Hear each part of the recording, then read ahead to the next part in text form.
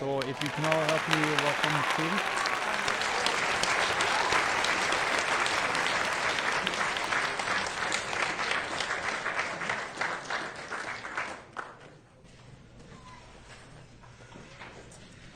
Hi, y'all. I'm Katie. I'm a grateful, recovered alcoholic.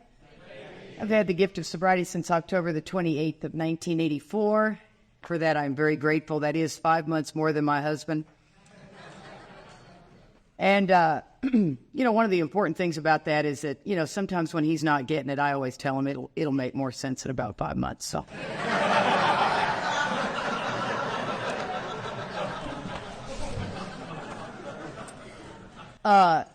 It is such an honor to be here, and I want to thank everybody for inviting us. I know it was supposed to be Mark that was here, but I got to tell you, in the 4 years that I knew Mark Houston, and absolutely loved the man. He absolutely changed Charlie and I's life. He would want us to be here. If he could have said, you know what, Chris, I had no intentions of dying, but since I did, bring Katie and Charlie. I do know he'd say that. He absolutely loved us, and we loved him, and we always were trying to make Mark a social butterfly. If you knew Mark very well, he wasn't a social butterfly, and Charlie and I were determined to get him in the parade.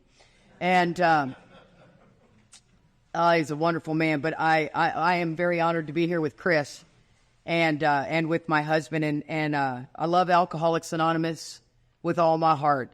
You are my people. I feel at home in anything to do with Alcoholics Anonymous is where I feel at home. And one of the things is, guys, the book does say, for me to tell you what I was like and what happened and what I'm like now. I always feel like that means what I was like without God in my life, what happened and what I'm like now. I don't tell a lot of my drunk story, mainly because there's a lot of humor in alcoholics' drunk stories, but I don't know that there's a lot of knowledge. Your story's the same as my story. I couldn't stop drinking. I know incomprehensible demoralization. Once I start drinking, I don't stop. And I love these weekends that have the big book involved because we can get into the meat of the work in that. But I do like to talk about what I was like as a kid, because if I believe that alcoholism has everything to do with me and very little to do with booze, if booze was is merely a symptom, I don't want to tell you how I drank. I drank like you drank. I drank till I got drunk, till I couldn't remember. Although mine were brownouts, is what Charlie and I realized. We had a long discussion on what do you consider a blackout. Only drunks would have that. And he goes, so you never blacked out? It's like, no. I go, the next day you had to kind of remind me of some stuff, but it came to me pretty quickly. I did wake up and think, how'd I get here? And then I came through to it pretty quickly. But I didn't ever go, sometimes I hear drunk stories where, they went 3 days in a blackout. That was not my experience. Never was my experience. As a matter of fact, if you want to look at me as a kid, you take this same kid and you pour booze into me and you watch the difference in personality. Where the book talks about being driven by 100 forms of fear, I was so driven in life. That sense of entitlement was like my shield. Is I'm going to get it. I deserve it. Nobody else does. I better be the first one to do everything. And so that's what I like to talk more about, because when you take away the booze, man, there's that same personality still there. I was born in 1958. I'm 52 years old. I've got a beautiful 31-year-old daughter, 21-year-old son, 3.5-year-old grandson. Let's just have a moment for that. We just went to Toy Story 3. Oh, God, dang. Yeah, see, I don't take sobriety for granted at all. I walk in there thinking, this would never have happened. 25 years sober, this would never have happened if I were still drinking. Never. Not a chance. My kids would never trust me with their children. And so I was third born, and I don't know about you guys, but if you're the baby of the family, you were tortured, yes? Let's hear it for the third borns. Come on. Come on. I do not want to hear it for the firstborn. And no, boo, boo. And the third-born child, right, is the tortured one, or at least I was tortured. My brother and sister loved me dearly, but the truth of the matter is, I was always kind of like, let Mikey try it, let Katie try it, let Katie try it. There's no baby pictures of me. There's no memories of Katie. By the time the third one comes around, Mom's tired, Dad's tired. Okay, yeah, she's around here somewhere. And so I figured out real quick that I wanted to be noticed, and I was going to jump on out there in life, right? There's two things. When I look back and I look at alcoholism, you have those memories where you think, wow, that happened, and wow, that happened. You don't think those things when you're drinking, but when you get sober and you start waking up to this deal, a lot of things come kind of eye-opener for you. And there was two things that I look back at today. I clearly did not like the way I felt. There was something wrong, but I couldn't have identified what it was. I couldn't have identified it for many, many years, but I loved to hyperventilate. Did anybody else like to hyperventilate? Oh my God. And see, you're proud of it too, aren't you? Get me that close to death and I dig it. And what we used to do as kids, long before booze, long before dope, you wrap that towel up tight, you strangle somebody, and you go straight out, right? And when you come to, I don't know about you, but I couldn't wait to do it again. There was that euphoric come to moment where it's like, oh, dude, do it again, do it again, do it again. And then there were the kids that came out of that and went, don't you ever touch me again, And that could have been a good test for alcoholism. I really think that right there, that group's alcoholic, that ain't. And I loved hyperventilating, and I loved Vicks Formula 44. And I was a sick kid, and I drank that stuff like crazy, that black stuff. And I would never have thought anything of it. It was just the way it was until I got sober and woke up way into sobriety and started thinking, wow, I wanted to change the way I felt long before I found the booze. I just never felt like I fit in, so I had to overachieve in everything. Now, the book talks about self-manifested in various ways is what caused our failure, right? If we're all in this same understanding that booze is not the problem. Now, booze will kill you.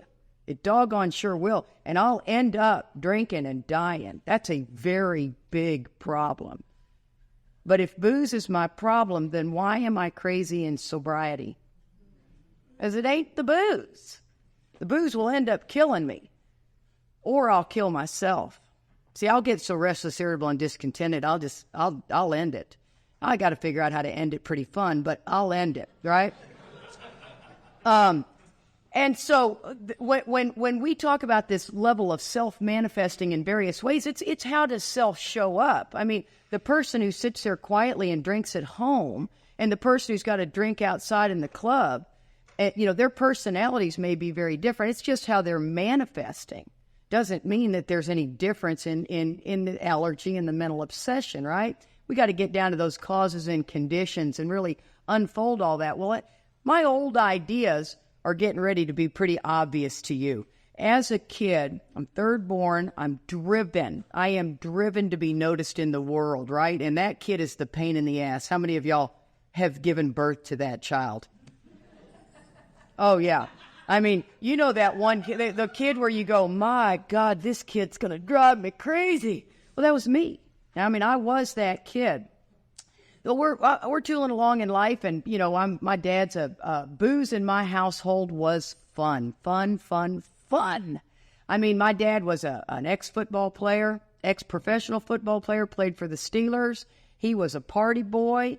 When we had alcohol, it was always around parties that he and my mother had, and we had the entire Buffalo Bills team over one time. And I mean, alcohol represented fun. I don't know if you guys experience that, but in AA, you hear a lot of tragedy. Booze and dad beat mom, and man, that was not my experience. Alcohol always equaled fun.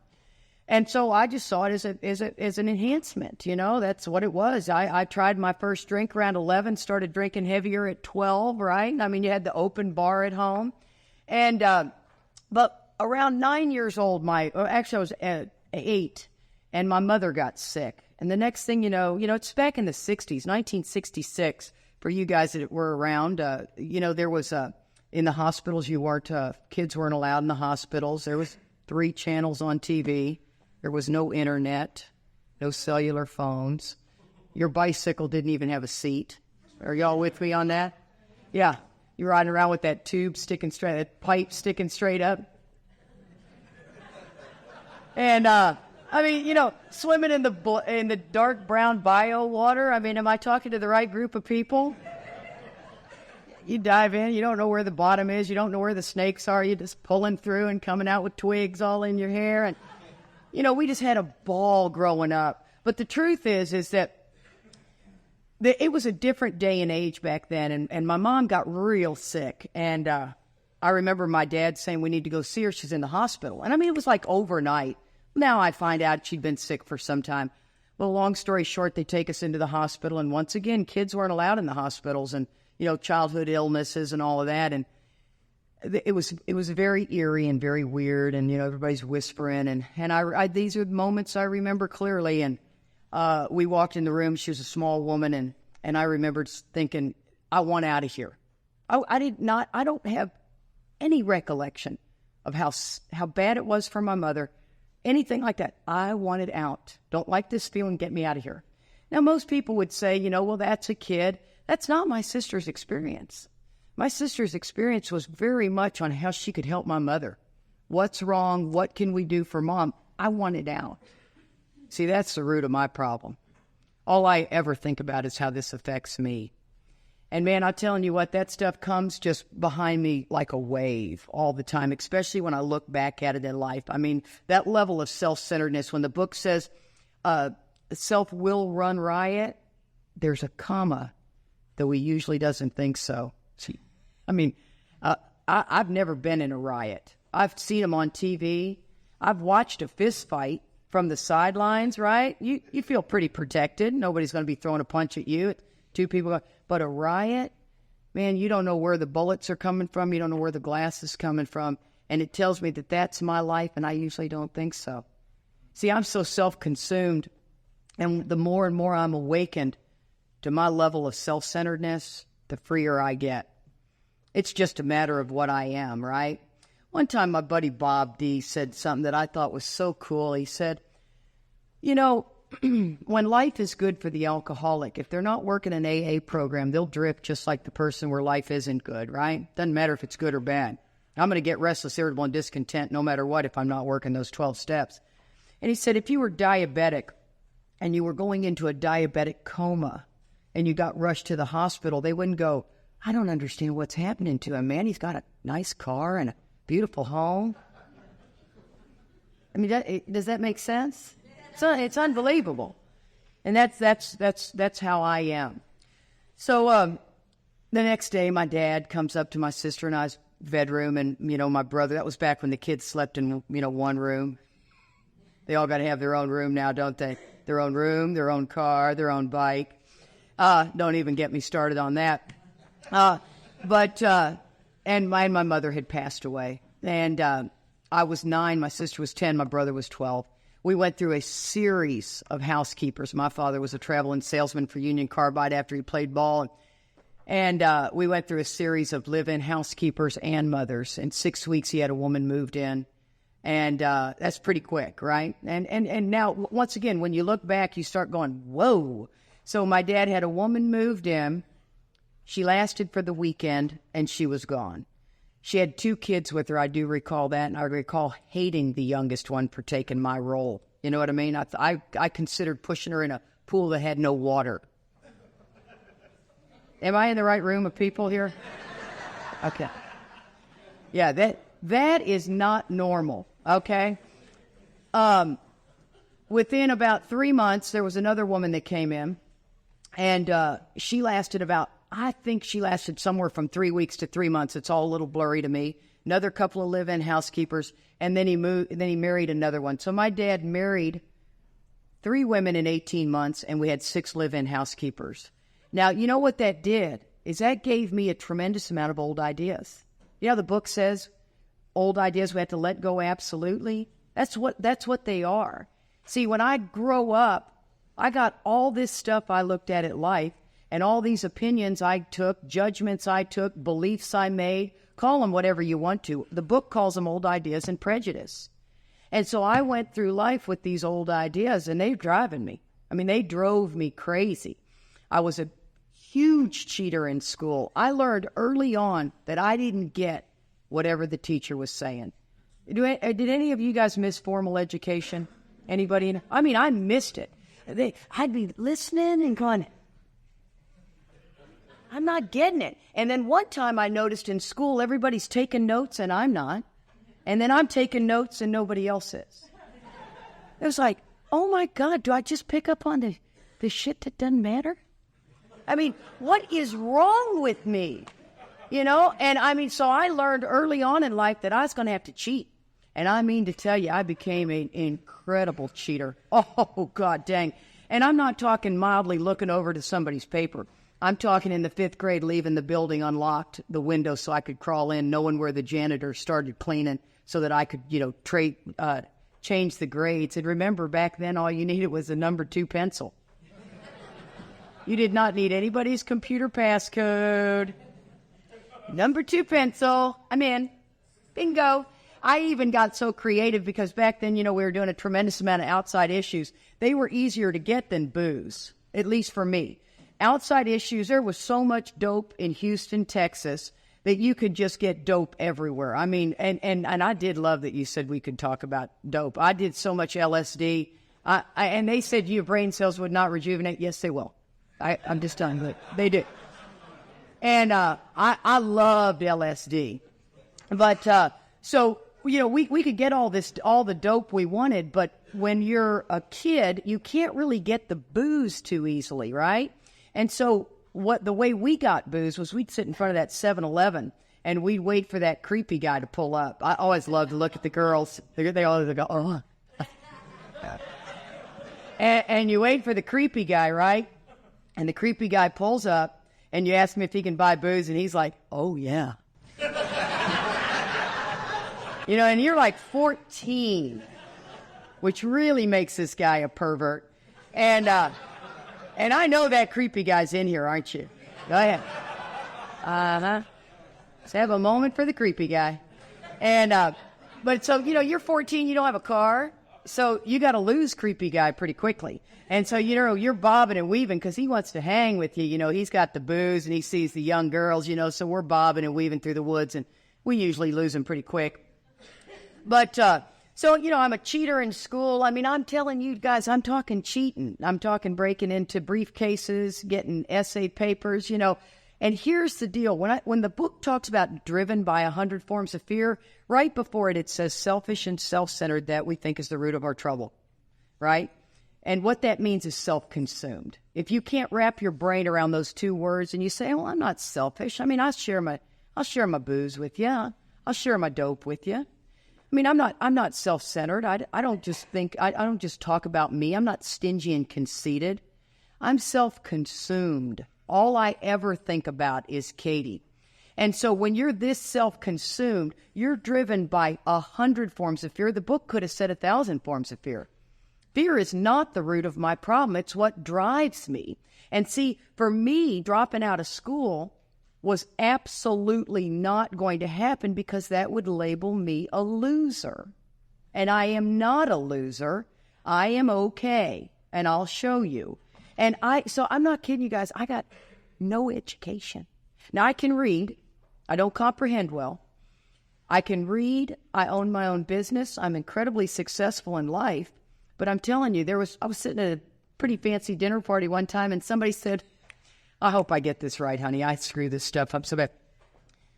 What is San Juan, the capital of Puerto Rico? Somebody said, what is the capital of Puerto Rico? And I swear I'm like, and they look right at me and I'm thinking, I don't even know where Puerto Rico is, man.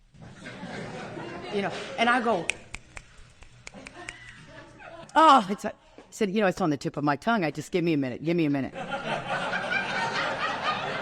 Because that's how, nobody needs to know I've got no education. Because for some reason, the world likes to judge the people with no education.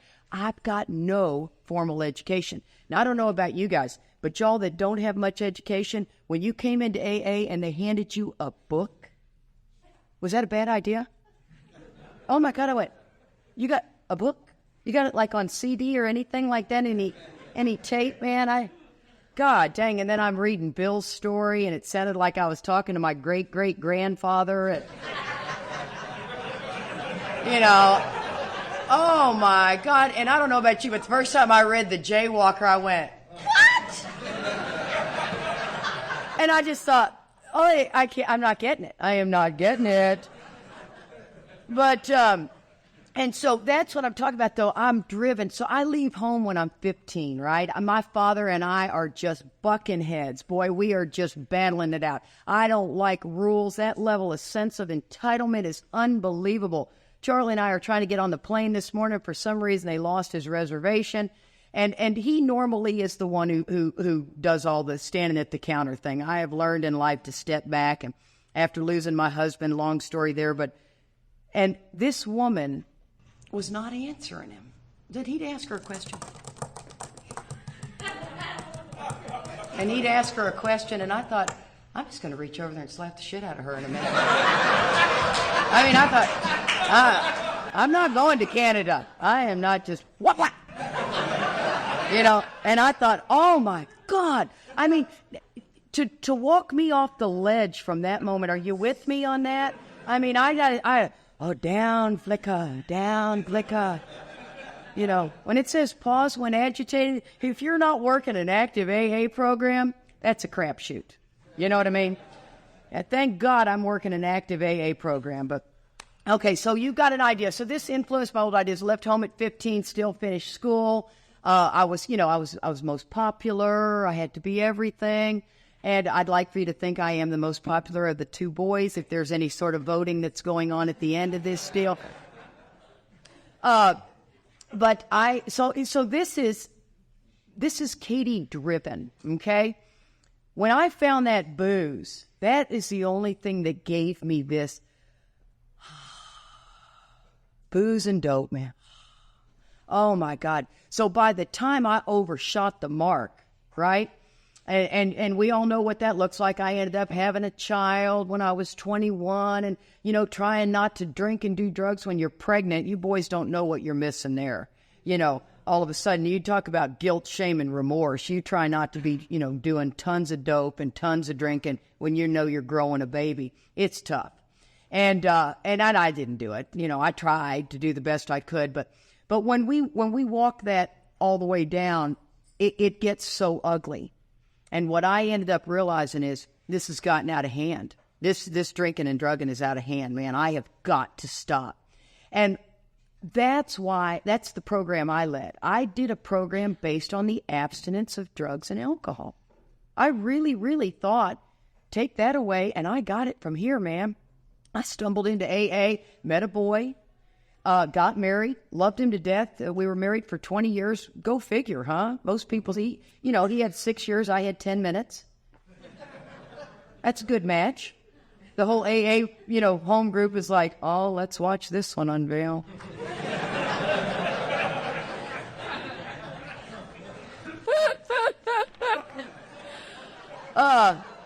It was a ride, people, it was a ride. But, I'm a year sober, and Joe and I are just inseparable, right? And I love him to death. He knows the big book, and he reads me the big book. I mean, how romantic is that? Because I don't read very well. I mean, I read okay, I don't comprehend. And so we're sitting at an AA meeting, and I got about a year sober. Joe has 7 now, and Charlie walks in and shares, and God dang, he's so damn funny. And I leaned over to Joe and I said, oh my God, we have got to get to know this guy. And I'm 26, Charlie's 28, and Joe's 30. And we're litter mates. So you know how that is. I mean, you guys know when you get sober, you got your people and you got your litter mates, and we're litter mates and we're inseparable, right? We're doing, come over to Charlie's house and we barbecue every night. We watch Miami Vice, if that's dating me at all. Joe and I's wedding was a Miami Vice wedding. Oh, yeah. And, but we just loved Charlie, and Charlie loved us, and we all grew up together, and that's like I tell you, that's the fellowship I crave. And Joe and I are tooling along, and we're pretty secure in AA. We're the couple that made it, right? Charlie would come over. Favela was another one of our buddies. He'd come over, and what ended up happening, guys, was at about 3 years, and listen to the dates because I think they're crucial. Charlie, I like to say how we are at 5 years and at 10 years and at 15 years. Charlie doesn't like it, so I'm going to honor that he doesn't like it and won't say it, but may come out this weekend. But, yeah, he told me that in the pool, and I thought, oh, shut up. But I believe, okay, at 3 years, I don't believe the new guy gets the self piece. I just don't believe you get it. I believe you're asleep to the self piece. So you are living a life based on the abstinence of alcohol, right? And you're getting your life back together, and all of a sudden, man, you got the job, and you got the car, and you got the family, and everybody's back together, and you're just, marching through life, and you become, or at least for me, I became the victim of the delusion that I could wrest satisfaction and happiness out of this world if I just managed well. I was managing my ass off, and I was a nice person. I'd let you in the line. Come on. You need it? Yeah. Do you need me to help you get with that? I'll help you get with that because I'm a nice person, right? And that's what I thought that whole piece meant. Well, Joe says to me, Katie, I want to go back to church. And he always liked the Bible a lot. And I thought, I just didn't dig it. I didn't have a bad taste in my mouth. I just didn't dig it. I was raised Catholic, and they were still doing the Latin thing. And I said, I'll tell you what, you go to church, and if you really dig it, I'll go to church. And so he came home. He goes, I really like it, Katie, man. They got a big old screen. It's non-denominational. It's young people. It's really happening. Oh, okay, I'll give it a shot. So I go in there, and we are singing and doing the hand-waving thing. And, I'd never done anything like that before. And I thought, I'm digging it, man. I'm liking it. And the next thing you know, we walk away from AA. 3 years, just kind of walk away. Now, I got 3 years, and he now has 9. We walk away from AA. Kind of making meetings, still keeping our fellowship, right? This is how cunning, baffling, and powerful the disease of alcoholism is. He was a huge big book thumper. Huge. It's just shocking. So we get into church, and we kind of decide that the book says we need to, it says on page 14, it says imperative to work with others. How appallingly true for the alcoholic. For if an alcoholic failed to perfect and enlarge his spiritual life, for some reason I put a period there, it says through work and self-sacrifice for others, he could not survive the certain trials and low spots ahead. So it's telling me I need to work with others. Well, I'm thinking I need to go to church to find this spirituality. Now, don't hear me wrong, and don't hear what I'm not saying for God's sakes. But what I did is I came to church and found Jesus.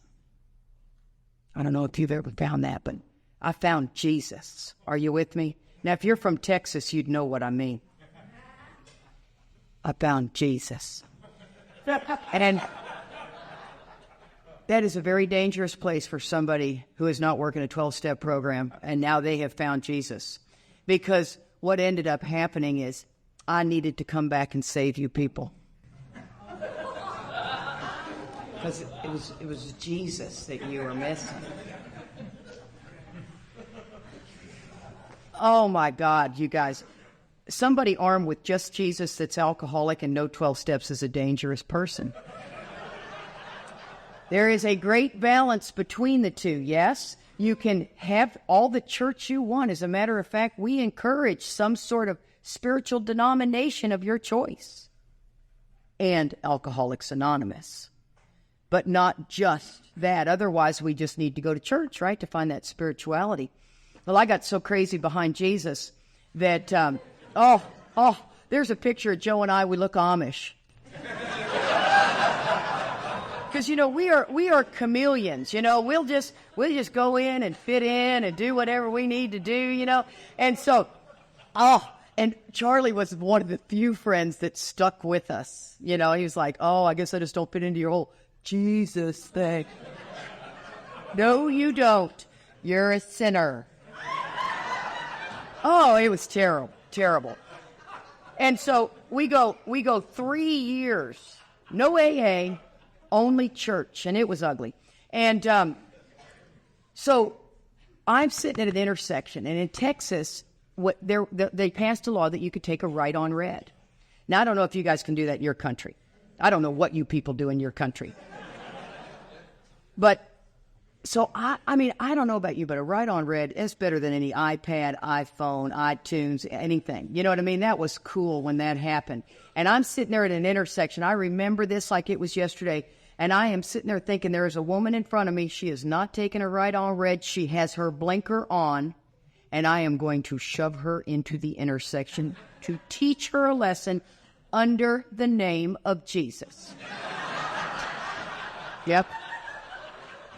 And I mean, I wanted to slap that woman this morning. I'm not kidding you when I say I'm pushing her in the intersection. I am insane with no AA program. Insane.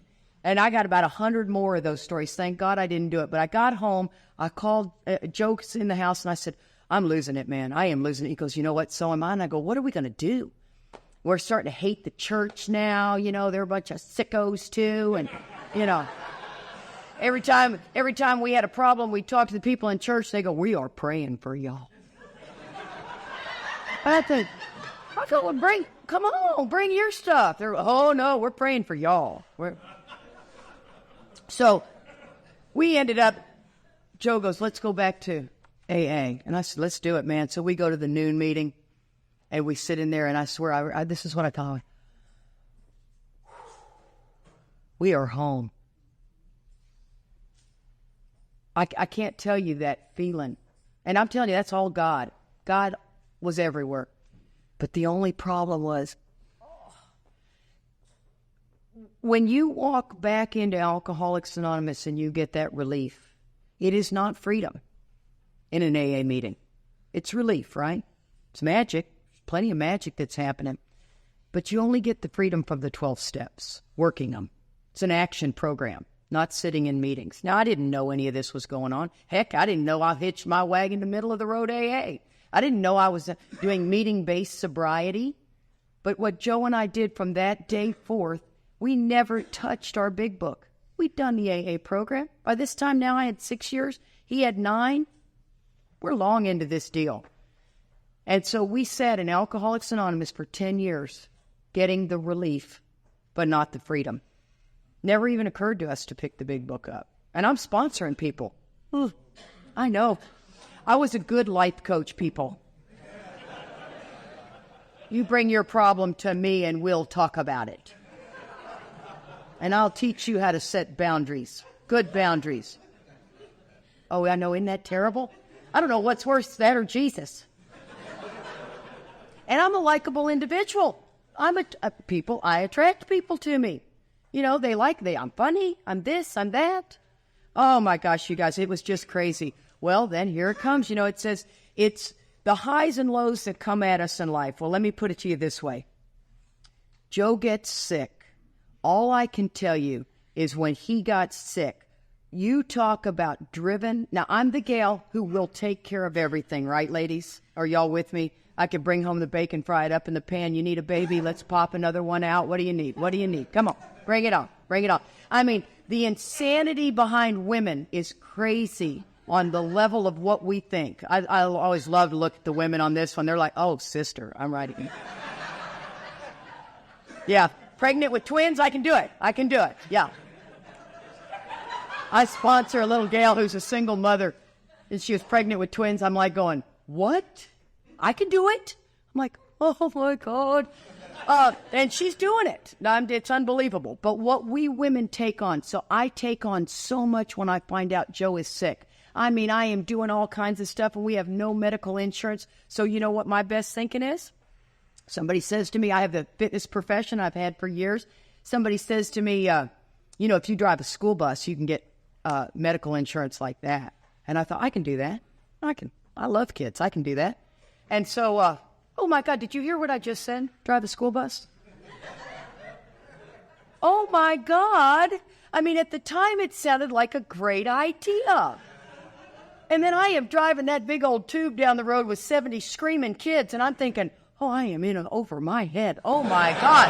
I mean, oh my God. You know, and you're watching everything in that mirror, you know, hey. Sit down. You, hey, where are your hands? Hands up in the air, buddy.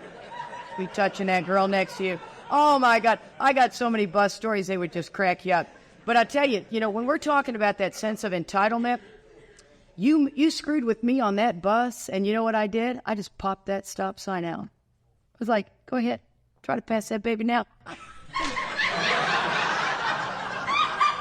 I mean, I was insane. There was a little 16-year-old kid that would drive too fast past my bus. I popped that sign out. I got out of the car. I went over to him. He's eating a sucker, and that stick sticking out. He goes, lady, you didn't have to get out of the bus. And I am just, And all the kids are just, oh, my God, Miss Kate is losing it, man. See, when it talks about self-will run riot, oh, yeah, I don't think so. He's a little punk. So, when you're awakened, you get to see all of that stuff, right? Well, we're in the hospital. I got only 5 more minutes, but I want to wrap this up because this really gets wild. Joe finally goes to the emergency room. I said, Joe, listen, I'm driving that god dang bus. I'm pulling off 5 other, things in the fitness business. I'm spinning plate after plate. And you've got to get into the doctor to find out what the hell is wrong with you, man. We couldn't figure out what was wrong with him. And one psychiatrist said, I think it's organic. What does that mean? I sometimes, words, it's like, what does that mean? Well, that means something's growing in you. And so we get him into the emergency room, and this doctor comes in. I tell Joe, I said, whatever you do, you fail this test. We're getting a CAT scan. We are not leaving because I'm thinking I am not going to stay on that bus forever. We're getting a CAT scan if I got to push you in there and hit the button. And so he goes, I said, so when that doctor tells you, touch your nose, touch your elbow, when he says rub your head, rub your stomach, So I'm giving all these tests. So we go in there and the doctor goes, so you think something's growing in him? I said, yeah, the psychiatrist said something's organic, and the physician said, we need a CAT scan. And so, and he goes, Joe, touch your nose. And Joe goes, bah. And he's like, touch your elbow. And Joe goes. And I thought, oh, my God. Well, long story short, the guy ran several other question tests, and he started failing them terribly. And so he takes him in there, and he does a CAT scan, and he comes out, and he goes, my God. He says he's got a huge mass in his brain. And he said it's about the size of a grapefruit, and it's gigantic. And if this program is what it says it is, and the root of my problem is selfish and self-centered, you know what my very first thought was? I'm going to drive that damn bus forever. That was my first thought. That's how awakened I am to the level of self-centered I am. And I didn't say it, but it was like, oh, God dang, I'm going to drive that bus forever. I love my husband. Didn't mean I didn't love him. But that is the root of my problems, guys. I drove that bus for 3 more years. My husband was a very, very sick man. I take untreated alcoholism very seriously. I think we're sitting in the rooms of AA dying of it. I mean, if you don't know where your big book is, if you haven't read your big book, if you're not sponsoring, if you're not doing an active 10th step, if you haven't done a 4-step in a long, long time, you're probably suffering some part. And I told God I did not want to be the one to share this message, by the way. Because, see, my popularity is going to drop quickly right here. And all of a sudden, I was the fun, cute one, and now she's kind of bugging me. But the truth of the matter is my husband, who was not going to die of this brain tumor. At first, they thought he was going to die. Then they go in there. He has massive brain damage. He's never going to work again. He's got about the mind of about a 16-year-old. But I love him. You know, and we're going to make it. We're going to make it. That's the kind of gal I am. And he ends up dying of a heroin overdose. Yep. And you know what? It wasn't a brain tumor. I wanted to believe that forever. We were in untreated alcoholism. He had absolutely no mental defense. He couldn't handle it. And I almost gave it up. 17 years sober, the obsession came back for me. I'm telling you what, pride can keep you sober for a while. How many people in this room know what I'm talking about? You bet your ass. Charlie said to me one time, I said, Charlie, I want to drink. And you know what he said? He said, don't drink without me. And I thought, oh, that's so stupid. But I'll tell you, I thought, okay, I won't. Oh, man, you can white-knuckle it for so long, and Mark Houston fell into our world and Chris Raymer. And I'm telling you what, I didn't like either one of them when I first met them. I didn't like them at all. I had 17 years. You can't tell me anything. You know what I'm saying? And I thought, I don't know who this guy is. I kept turning them off and turning them off and turning them off on the CD. And Charlie goes, oh, for God's sakes, can we listen to the man? And I'm not kidding you. I went back to my meeting. I was going to 5 meetings a week. That curtain was pulled back. And there was not one bit of AA talked in that meeting. You know why? Because I had to be at a meeting where there was no AA talked at. Well, you don't work a program, you darn sure don't want to go to a big book study. No, thank you. I want to just talk about whatever I want to talk about. You know, when the book says we're always in collision with something or somebody, that was my meeting.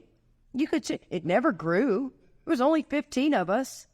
It stayed 15. You came in. We were so toxic, right? We were always in collision with something or somebody. And I mean, that's what we did. And then all of a sudden we stumble into Mark Houston's big book study. And I kid you not, I remember Charlie going, good God, what book is he reading out of? I go, I don't know. I've never heard it. I have never heard of it. I am shocked. And I don't like him either. And they send us back to our room, right? And Charlie's doing the evening review because he's such a suck up, right? You know, and he goes, aren't you going to do the evening review? And I went, absolutely not. That is ridiculous. You know, and I come back in there, and I remember I took Mark off, and I'll never forget this. If you knew Mark well, you knew this laugh. He goes, ha, ha, ha, ha, ha. And I told him something that was very serious, and he did that laugh, and I thought, oh, I really don't like you now. I mean to tell you, I am so grateful for those two men. They literally pulled me, and I'm not an easy one. I am a very tough bird.